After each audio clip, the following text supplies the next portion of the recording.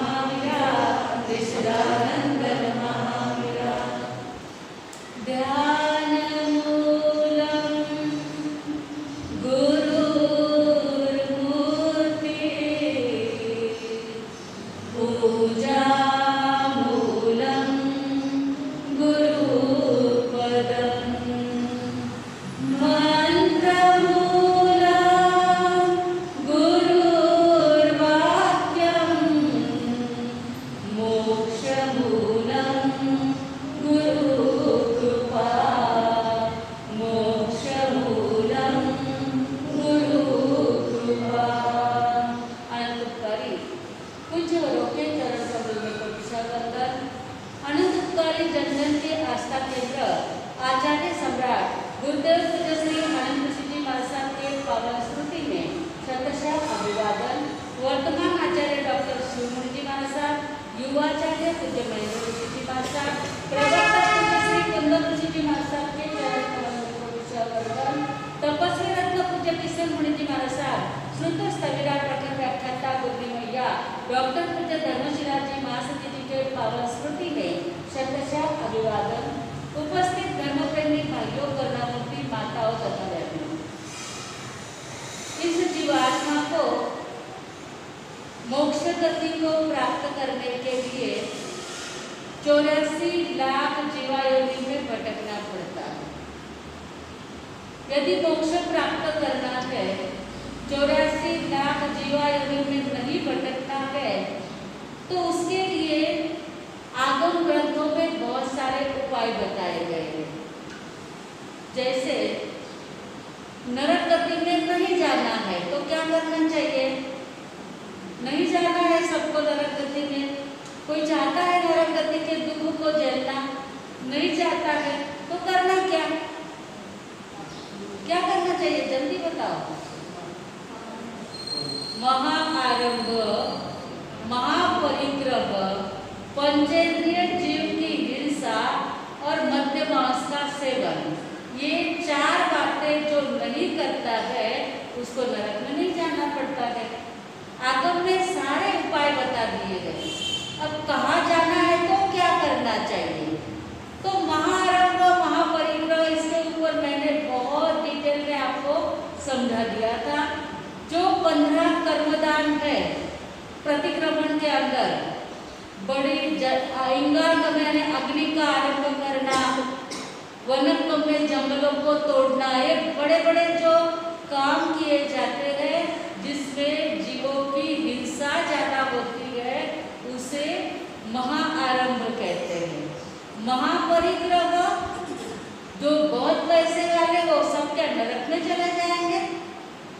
पैसे वाले लोग नरक में जाते हैं। वैसे चक्रवर्ती तो मोक्ष में चले गए, जिनके पास में 6 खंड थे, फिर भी वो मोक्ष में चले गए, तो कौन नरक में जाता है? महाआरंभ यानी क्या? महापरिग्रह यानी क्या? महापरिग्रह यानी पास में कितना है वो महत्व का नहीं है, उसके प्रति आसक्ति कितनी है, ममत्व कितना है। जितना ज्यादा ममत्व उतनी ज्यादा दुर्गति। एक भिखारी है, उस भिखारी के पास में एक टूटा कटोरा है, लेकिन वो भी उसके पास से कोई जुटा करके लेना चाहे तो वो उसको मारेगा, पीनेगा, गालियां देगा, तो वो भी महाआसक्ति वाला है। वह भी महाआसक्ति वाला है। और जिसके पास में करोड़ों रुपए है, परंतु दीन दुखी, गरीब, रोगी, पीड़ित, उनके लिए जो खर्च करता है वह महापरिग्रही नहीं कहा जाता। जब जिसको जहाँ जिस वस्तु की जरूरत पड़े उसको वह देता है तो वह महापरिग्रही नहीं कहा जाता है, उसको नरक में जाना नहीं पड़ेगा। आसक्ति नरक का कारण है। तत्वार्थ सूत्र में कहा है मूर्छा परिग्रह। मूर्छा यानी आसक्ति, उसी परिग्रह कहा जाता है। तुम्हारे पास में कितना है वह महत्व का नहीं है, उसके प्रति आसक्ति कितनी है वो ज्यादा महत्व का है। और उसको यदि कम करते जाएंगे तो नरक में नहीं जाना पड़ेगा। महाआरंभ, महापरिग्रह, पंचेंद्रिय जीव की हिंसा, जो पंचेंद्रिय जीव की हिंसा करते हैं लगभग तो कोई जैन पंचेंद्रिय जीव की हिंसा नहीं करता। किसी को यदि कह दिया कि आपको 5 लाख रुपए देने में आ रहे हैं, आप इस चूहे को मार डालो, मारेंगे क्या? एक मच्छर भी मरे तो जैन लोग उसको मारने के लिए तैयार नहीं होते हैं, इतना अहिंसा प्रधान धर्म। लेकिन वही पंचेंद्रिय जीव जो मनुष्य है, मनुष्य को सताता है कि नहीं सताता है? मार तो नहीं डालता है, लेकिन मरे के बराबर तो कर देता है। अपनी दानत से, अपने प्रवृत्ति से हमेशा एक दूसरे को जो तंग करते रहते हैं, वो तो मारे के बराबर ही है। तो क्या उनको नरक का बंधन नहीं होगा? जाना पड़ेगा कि नहीं जाना पड़ेगा?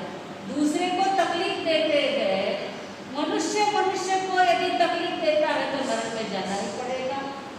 तो मात्र जान से मार डालना ही नहीं, परंतु ऐसी प्रवृत्ति करना जिससे सब परेशान हो जाए, कम हो जाए, ऐसी प्रवृत्ति करने वाले को भी नरक में जाना पड़ता है।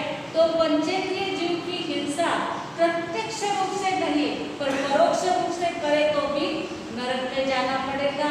यदि नहीं जाना है तो एक दूसरे को सताना छोड़ना पड़ेगा।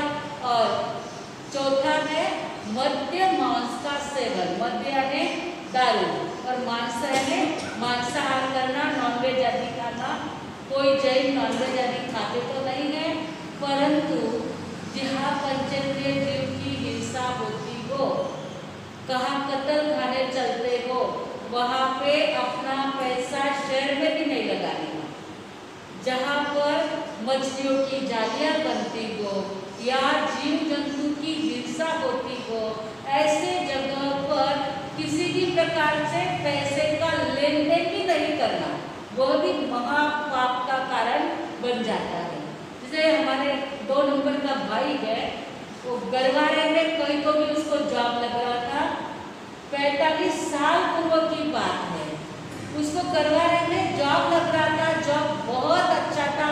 उस समय में लाख के ऊपर, 45 वर्ष के पूर्व लाख के ऊपर सैलरी मिलने वाली थी।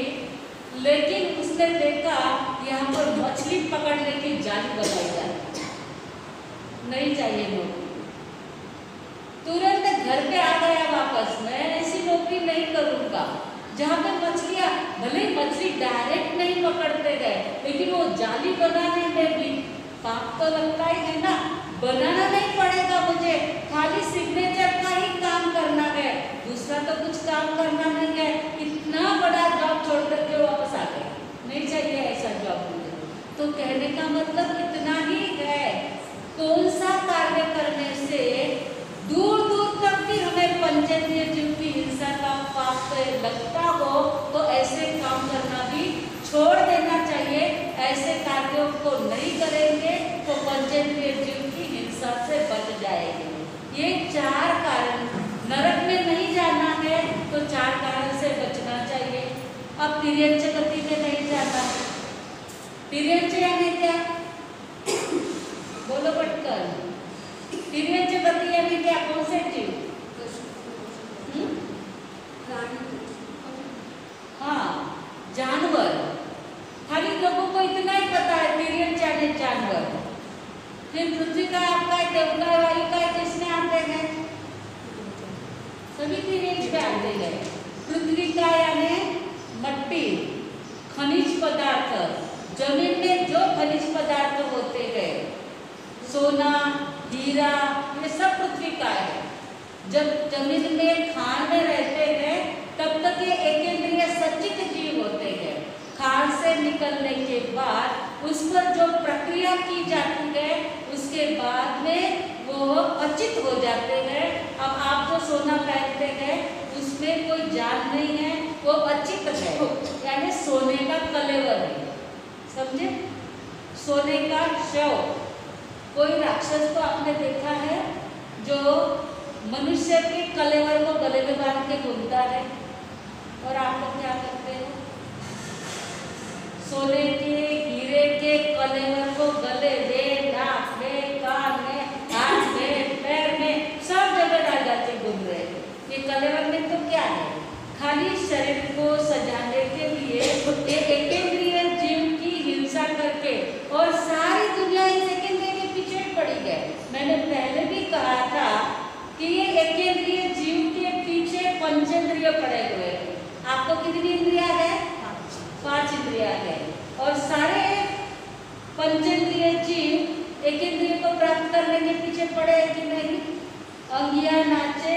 दुनिया नाचे, नाचे तुंगा तोरी, एकेंद्रिय के पीछे पंचेंद्रिय नाचे, याज फजीती पूरी। ये तो फजीती है कि एकेंद्रिय के पीछे पंचेंद्रिय भग रहे हैं।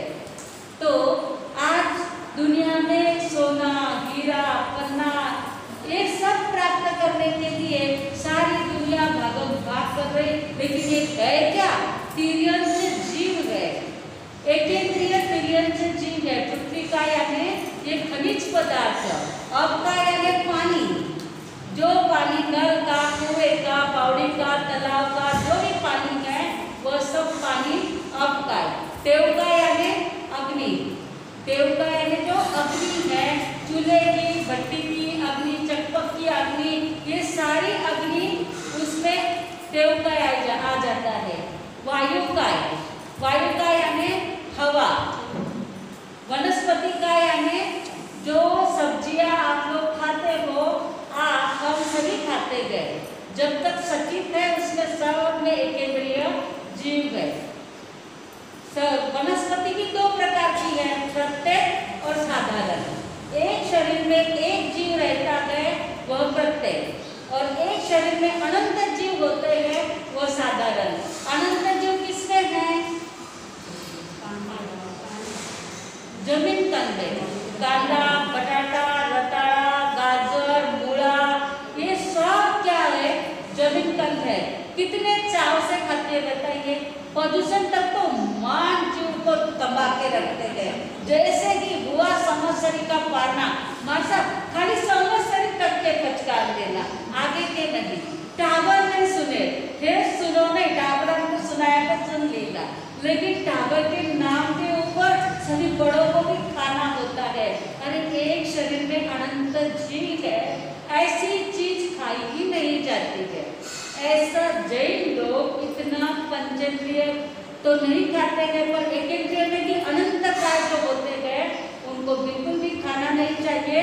तो ये सारा क्यों प्राप्त होता है? ये खाते भी है जिसमें जिसकी प्रीति, उसमें उसकी उत्पत्ति, जिसमें जिसकी प्रीति उसमें उसकी उत्पत्ति।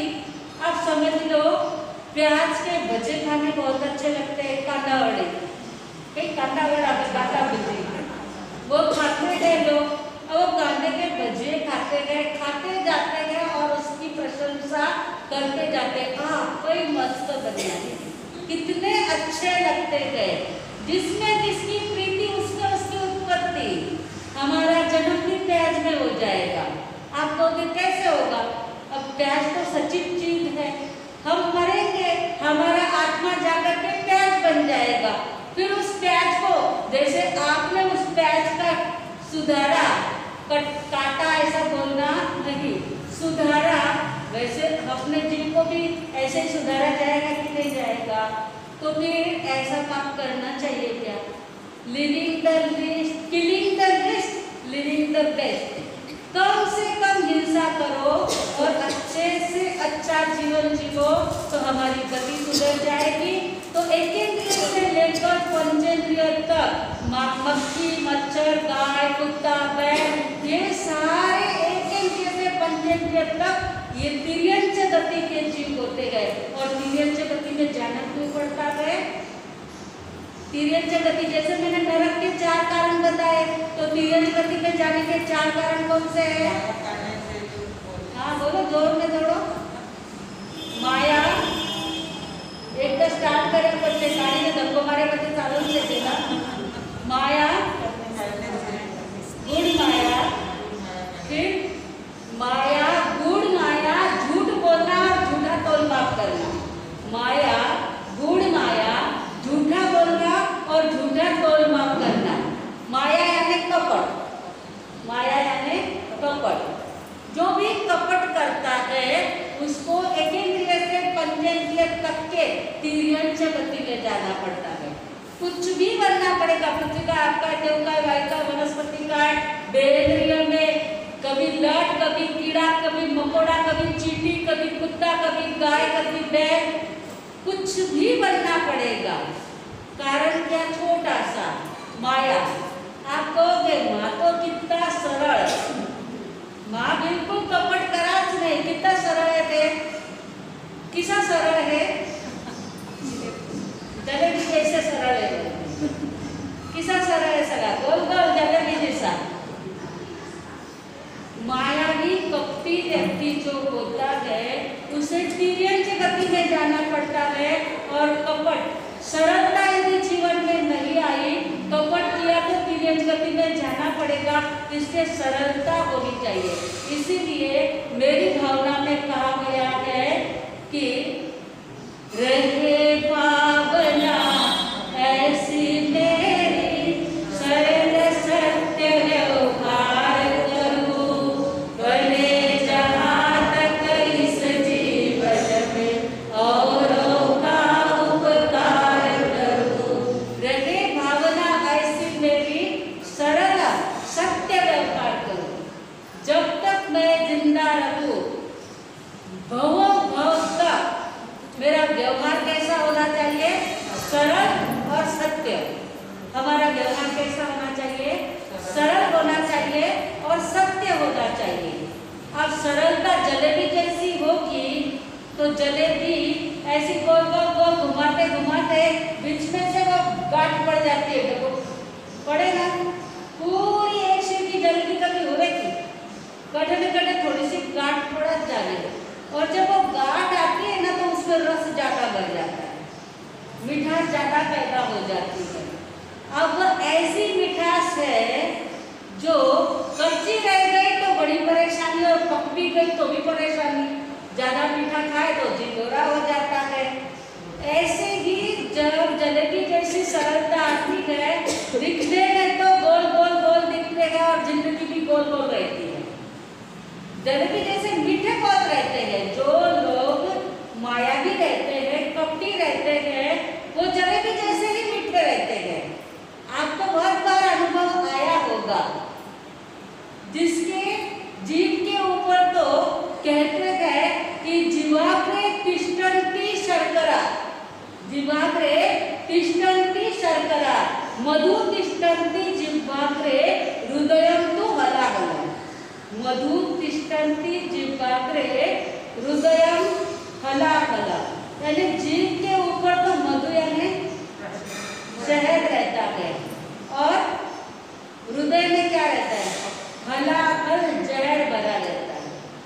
भावना ऐसी रहती है, दिखने में तो मैं परमात्मा का अवतार नजर आऊं, लेकिन अंदर से अलग अलग प्रकार से परेशानियां पैदा करते रहते हैं। वो उसे माया ही कहते हैं, उसे कपटी कहते हैं। और हमारे भावना, मेरी भावना गाते वक्त हम क्या कहते हैं, रहे भावना ऐसी मेरी, सरल सत्य व्यवहार करूं। अभी बोलते कुछ एक है और करते कुछ एक है, तो हमें सब सरल सत्य बन जाएंगे। कृति वैसी होनी चाहिए, खाली बोलने से कुछ भी फायदा नहीं होने वाला है। वैसा कार्य यदि हमारा होगा, सरल और सत्यता यदि जीवन में होगी।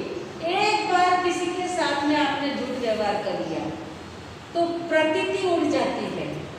किसी ने भी एक बार भी झूठ व्यवहार किया, भले ही झूठ का पता ना चले, उसके लिए गोल मटल बना बना करके, बात बना बना करके बोले, तो भी जो समझदार है उसको तो समझ जाता है कि झूठ को छुपाने के लिए एक के बदले दो, दो के बदले तीन बात बनाते। सत्यवादी लोगों को कभी भी एक बात स्पष्ट बोलते हैं, उनको दो चार बात बना बना के बोलना पड़ता है क्या?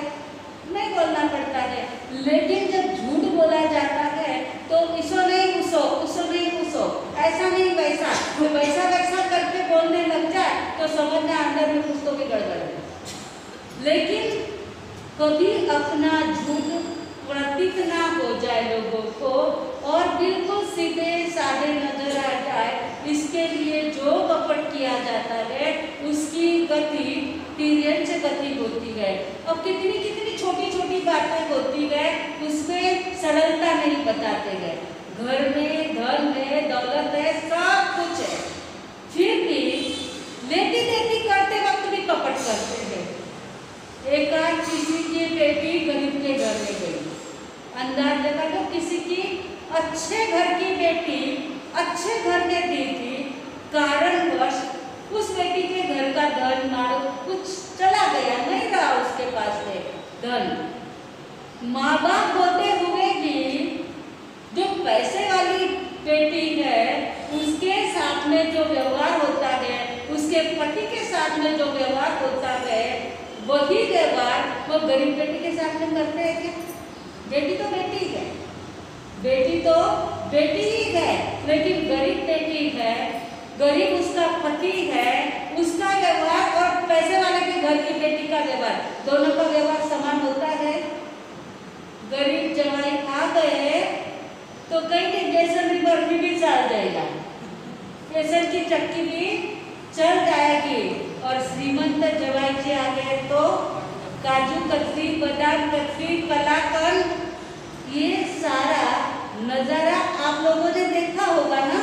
हमको तो देखने का कोई काम ही नहीं पड़ा, हम तो अभी तक तो स्कूल में पढ़ते थे, व्हाट्सएप के पास में चले गए, लेकिन जब सुनते हैं जो गरीब होते हैं वो आंसू बहा करके कहते हैं, लेकिन उसी गरीब बेटी के घर पैसे वाले व्यक्ति जाते हैं तो वह गरीब व्यक्ति भूखे रह करके आए वाले मेहमान को अच्छे से अच्छा खिलाने की कोशिश करेंगे, तो पैसे वाले वो है या गरीबों के साथ गलत व्यवहार करने वाले पैसे वाले हैं? बताइए कौन पैसे वाले हैं? ये कपड़ाई चलती है कि नहीं चलती है? ये माया चलती है कि नहीं चलती है? और यदि ऐसी माया चलेगी, बात बहुत छोटी सी है, लेकिन गति कौन सी होगी? तीव्र गति होगी। और जब जानवर बनना पड़ेगा, जब गाय कुत्ता बैल बनना पड़ेगा, रास्ते में घूमते हुए कुत्ते को नजर करो, बैलगाड़ी पे लगाए हुए बैल को नजरों के सामने रखो, जो दो बैलों के ऊपर 20-20 गोनियां अनाज के रखते हैं, उसकी गर्दन के ऊपर इतना बोझ होने से वो जो लकड़े का जुआ बोलते हैं, वो उसके गर्दन के ऊपर घिस के उसके गर्दन को जख्म हो जाती है। हम लोग जब बिहार करते गए, जहाँ पे शुगर फैक्ट्रियाँ वगैरह रहती है, वह उस जगह से देखते गए, सारे रास्ते से वो गन्ने की गाड़ियाँ भर भर के जाती है, बेचारे बैल थकते गए, थोड़ा सा रुकने के लिए खड़े रहते गए, तो चाकू से फटाफट उसको फटके मार के गाड़ी को आगे ले जाने के लिए, बैल को भगाने के लिए, एक तो बेचारे के ऊपर बोझ रहता है और ऊपर से उसको चाकू के फटके मारे जाते हैं।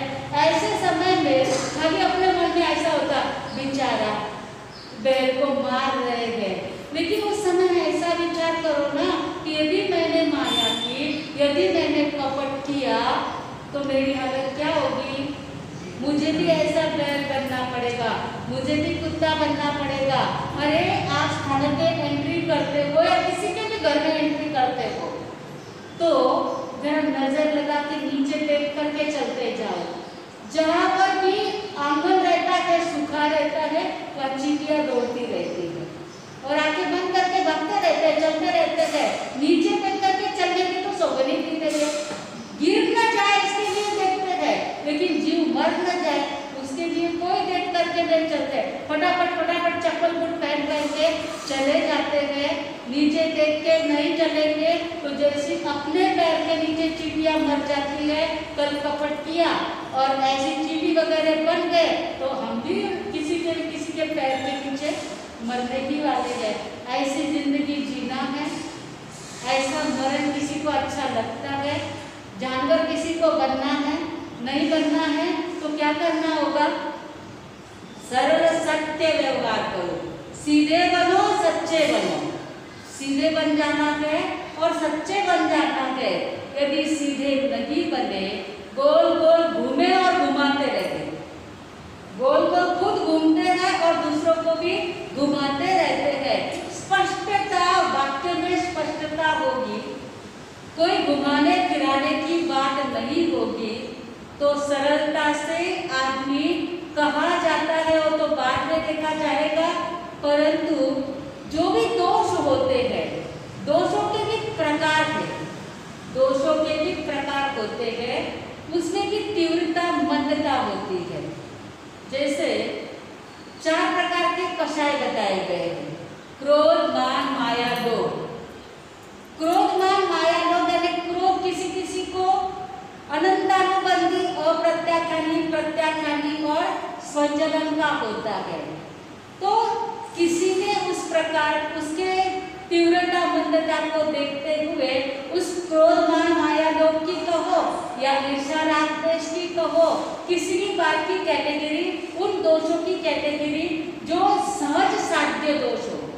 सहज पहले प्रकार का जो दोष है ना, सहज साध्य दोष, यानी पहले प्रकार का दोष सहज साध्य, सहज यानी आराम से छूट जाए ऐसा दोष रहता है।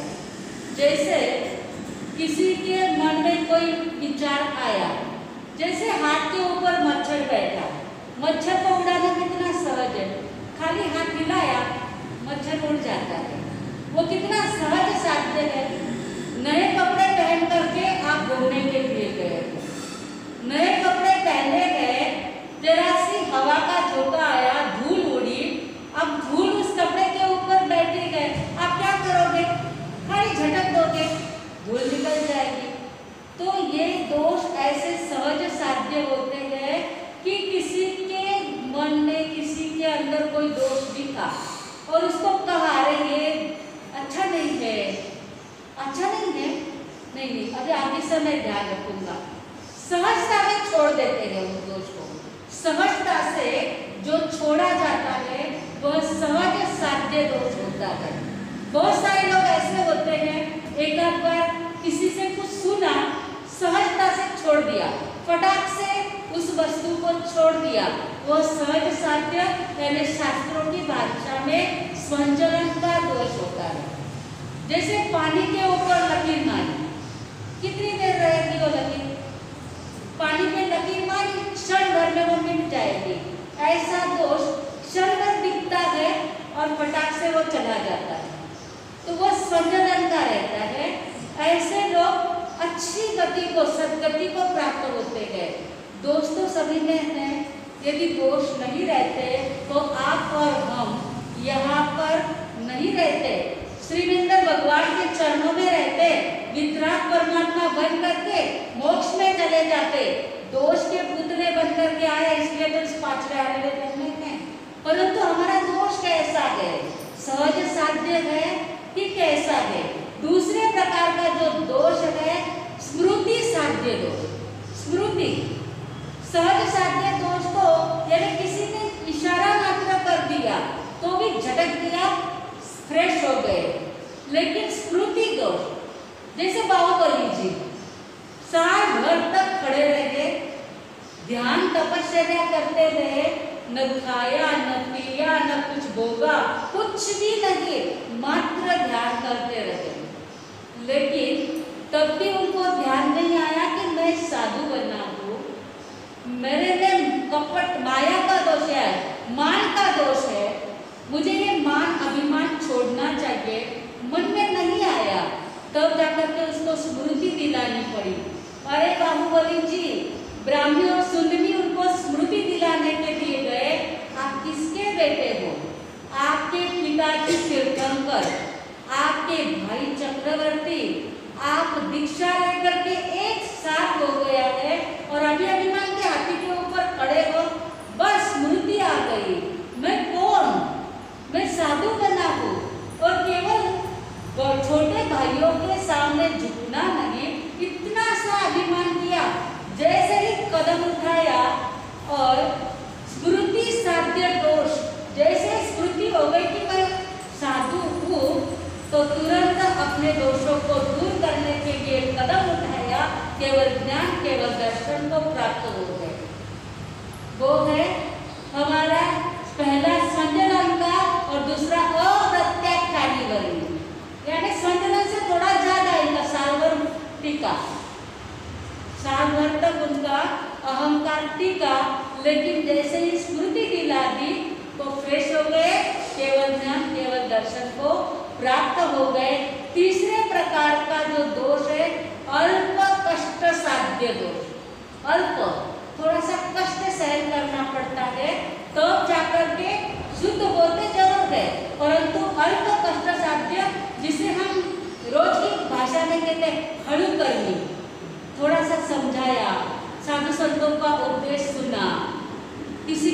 प्रकार का व्यसन हो अथवा तो किसी प्रकार के दोष हो, गुस्सा आता हो, अभिमानी हो, कपटी हो, सुन लिया किसी ने, जैसा कि प्रवचन दे रहे थे हम लोग और आपने सुना, अरे बाप रे कपट करने से पीरियड गति में जाना चाहिए, और जब कभी ऐसा कपट करने का मन में आया तो विचार आता, अरे ऐसा कपट करेंगे तो अपने को जानवर बनना पड़ेगा, नहीं नहीं, अपने को सरल और सत्य बन जाना है, मुझे ऐसा कपट नहीं करना है। फिर वापस नहीं संसार में रहते हैं, थोड़ा कपट किए बिना कैसे चलेगा संसार, थोड़ा तो मन में आता है, फिर वापस उस संसार के अंदर फंस जाते हैं। परंतु एक ना एक दिन ऐसा आता है, नहीं मुझे तिर्यंच गति में नहीं जाना है, इस प्रकार से थोड़ा अल्प साध्य यानी अल्प कष्ट होने के बाद जो साध्य हो जाता है, जो दोष निकल जाता है, किसी के उपदेश से, किसी के कहने से जो शुद्ध हो जाता है, शुद्ध होने की कोशिश करता है। आप लोग क्या भी कोशिश करोगे ना, नहीं बनना है ना, कपटी नहीं बनना है ना, बिल्कुल की कहीं नहीं घरे पर कहीं मांगने आया तरी असताना नहीं केव्हा जाते, तो अभी डायरेक्ट नहीं तो नहीं कह सकते हैं।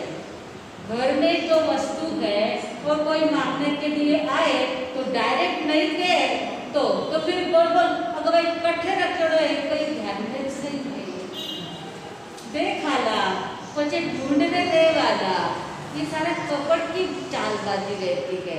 जब आपको स्पष्ट पता है तो स्पष्ट है कि अगर मेरे पास है उसमें दोष नहीं है, मेरे पास है लेकिन मुझे नहीं देना है, वो कहने में तो अटकती है गाड़ी, हमारा ईगो हर्ट होता है, मैं नहीं दूंगी तो कंजूस कहे जाएंगे, इसलिए बताना तो नहीं कि हम कंजूस है, बताना भी नहीं है, दुनिया में अच्छे भी बन करके रहना है और देना भी नहीं है, तो फिर गोल गोल जलेबी चालू हो जाती है। कहाँ रखा है, किसको दिया है, मिलता ही नहीं है, बाहर कितनी छोटी है, लेकिन गति कौन सी हो रही है, तिर्यंच गति हो रही है। इसलिए अब ध्यान रख लेना, यस तो यस, नो तो नो, गोल गोल जलेबी बनाने की कोई जरूरत नहीं है, स्पष्टता रखो, तो स्पष्टता में सीधा रास्ता मिलेगा, और गोल गोल घुमाते रहेंगे तो जले रास्ता भी गोल गोल गोल गोल घूमता रहेगा, 84 के चक्कर में आप और हम घूमते ही रहेंगे। इसलिए अल्प कष्ट साध्य जो दोष है, तो उस अल्प कष्ट साध्य माया, कपट, झूठ, चोरी जो भी कुछ है, ये जो नहीं करेंगे तो हमें तिर्यंच गति में जाना नहीं पड़ेगा। उसके बाद में तीव्र कष्ट साध्य, चौथे प्रकार का दोष कैसा है, तीव्र कष्ट साध्य, बहुत सुनाया, साधु संतों ने कहा लेकिन माने ही नहीं। एक बार हैदराबाद में हमारा चातुर्मास था और वहाँ पे एक लेडी ने मास्कमन किया था, उसके पतिदेव को गुटखे का व्यसन था। एक बार तो गुटखा खाने के कारण गाल में कैंसर हो गया था और उस कैंसर के कारण वो गाल ऐसा जो ऑपरेशन किया होता है कैसा नजर आता है वो, तो गाल का ऑपरेशन हुआ था। एक बार पूछा कि क्यों हुआ है, तो बोले ये ऑपरेशन किया हुआ है। मास्कमन कर रही थी पत्नी, लेकिन पतिदेव सानंद में नहीं आते थे। अब पचकावनी के दिन पूरा गांव आता है तो पति को तो आना ही पड़ेगा ना, जबरदस्ती से आकर के बैठे तो सही। पारने के दिन दूसरे दिन बैठने के लिए गए तो महासती जी ने कहा, हमारे गुरुजी जी ने, अरे भाई आपका इतना ऑपरेशन हुआ है, अब तो गुटखा छोड़ दो, ये छोड़ करके जो बात करना हो वो करो महासती जी, मैं गुटखा छोड़ने वाला नहीं। अरे भाई आपके गाल का ऑपरेशन हो गया, इतनी बड़ी बीमारी आपको लागू पड़ गई, अब तो छोड़ो, आज मर जाओ तो भी चलेगा, लेकिन मैं छोड़ने वाला नहीं हूँ। ऐसे तीव्र असाध्य लोग होते हैं। एक बार, दो बार, 3 बार समझाया, चौथी बार जाके बड़ी मुश्किल से 8-15 दिन के पचकान उन्होंने किए, 8 दिन के पचकान, बाद में देखा जाएगा। लेकिन तीव्र कष्ट साध्य, बहुत कष्ट लेने के बाद थोड़ा तो माना, थोड़े दिन के लिए तो माने तो वो तीव्र कष्ट साध्य होता है। ऐसे ही तीव्र कष्ट साध्य ये गुटके का एक सैंपल बताया। इसमें क्रोध, मान, माया, लोभ, राग, द्वेष सब कुछ आ जाता है।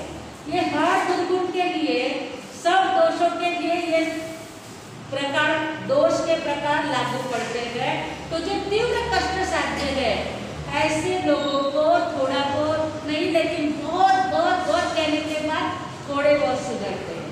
और लास्ट वाले जो होते हैं असाध्य, तुम जान भी दे दो तो भी वो बदलने के लिए तैयार नहीं होते। ऐसे जीव अभवी कहे जाते हैं। बहुत सारे लोग ऐसे कहते हैं कोई व्यक्ति स्थानक में नहीं आता है, कोई व्यक्ति साधु संतों के दर्शन ही नहीं करते गए, ऐसे लोगों को तुरंत कहते गए। मार साहब आपने कहा था ना असाध्य, इनको कहते कि थक जाते तो भी स्थानक में पैर नहीं रखते गए। मेरे पति देव तो अभवी गए। हमने उनको तुरंत कहा आपको प्रयोजन हो गया क्या? अभवी किसे कहते हैं? कुछ कारणवश नहीं आ पाते हैं, परंतु जिसके दिल में दया है, करुणा है, जो दूसरे के दुखों को देख नहीं पाता है, स्थानक में ही आते हैं, वो ही सारे भवी है, ऐसी बात नहीं है। लेकिन स्थानक में नहीं आते हैं, परंतु समाज के, राष्ट्र के, परिवार के अच्छे काम करते हैं, उनको डायरेक्ट अभवी नहीं कह सकते हैं। आज नहीं तो कल, इस जन्म में नहीं तो अगले जन्म में कभी न कभी तो ऐसे जीव जागेंगे, कभी न कभी तो उनका मन धर्म की ओर लगेगा। असाध्य लोग जो होते हैं ना, वो तो अनंत भव कर ले तो भी सुधरेंगे लगे। इसलिए अभवी का डायरेक्ट इल्जाम किसी के ऊपर लगाना नहीं तो अभी प्रकार बताए थे ना, साध्य, असाध्य, तीव्र, असाध्य, आप जाकर के कहेंगे अरे मेरे पति को तो मैं इतना कहती हूँ, लेकिन असाध्य वो तो सुनते ही नहीं है। यानी वो असाध्य बोले तो अभवी कहे, कभी भी नहीं कहना। ऐसे अनुभव हम लोगों को बहुत आते हैं। और जब पत्नियां आकर के कहती है ना आपके श्रावक जी तो अभवी है, हम कहते हैं कभी भी ऐसा कोई नहीं कह सकते गए। जो अल्पज्ञ है वो दूसरे को अभवी नहीं कह सकते गए। केवल ज्ञानी ही जान सकते हैं कौन भवी है और कौन अभवी है। बाकी हमारी और आपकी कोई हैसियत नहीं है भवी कौन और अभवी कौन। भवी और अभवी समझते तो ना किसे कहते हैं? भवी किसे कहते हैं? भवी किसे कहते हैं और अभवी किसे कहते हैं? जो संयम नहीं कर सकते, तीर्थंकर से दान नहीं कर सकते, व्रत व्यवस्था नहीं कर सकते, बहुत लोग। लेकिन इस जन्म में नहीं कर सकते हैं, अगले जन्म में किए तो? पहले जन्म में कर आए हो और इस जन्म में कोई अंतराय कर्म के कारण नहीं कर सकते हो तो अभवी वह है कि उसको कभी भी मोक्ष नहीं मिलेगा, कभी भी मोक्ष नहीं मिलेगा। अभवी जैसे मठ मूंग वगैरह होते हैं ना, वो हमारी बहनें उसको भिगोती है, भिगाने के बाद उसको ऐसे ऊपर ऊपर से ले लेके वो चमकती है, नीचे क्या रहते हैं? यहाँ के लोग कुच्चर कहते हैं, बराबर है? और आप क्या करते हो? भांगड़े क्या बोलते हैं? गुजराती लोग बोलते हैं कोडू, गुजराती लोग कहते हैं कोडू। इनको कितना भिगाओ, कितना ही सिजाओ, भले ही 10 टाकियां गैस की खत्म हो जाए तो भी वो जो कुच्चे रहते हैं ना वो सिजते नहीं है। ऐसे जो जीव होते हैं जिनको कितना भी समझाएंगे तो भी उनको मोक्ष की इच्छा ही नहीं है, धर्म ज्ञान भी करते हैं, दीक्षा भी ले लेते हैं। अरे गौतम स्वामी क्रिया ना पाल सके ऐसी उत्कृष्ट क्रिया भी करते हैं, लेकिन उनको मोक्ष की कोई अभिलाषा नहीं रहती है, उनको नामना की अभिलाषा रहती है।